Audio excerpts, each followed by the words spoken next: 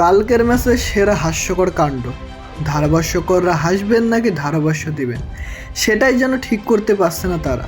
কেননা তাহিদ হৃদয় এবং নাজমুল হোসেন যে কাণ্ড ঘটালো তাতে হাসি থামাতে পারেনি ধারাভাষ্যকররা সহ ভক্ত সমর্থকরা পর্যন্ত।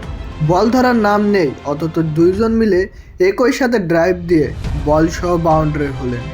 পাকিস্তান ইনিংসের চতুর্থতম ঘটনা ছিল সেটি। হাসান মাহমুদের করা ডেলিভারিটি পাকিস্তানের ব্যাটার শাহিদজাদা দুর্দান্ত একটি কভার ড্রাইভ দেয়, আর সেই বলকে অনুসরণ করে নাজমুল হোসেন শান্ত এবং তাহিদ হৃদয় একই সঙ্গে দৌড় দেয়। দুজনে একই সঙ্গে ড্রাইভ দেয়, তবে তারা দুজনেই ব্যর্থ হয়েছে বল ধরতে।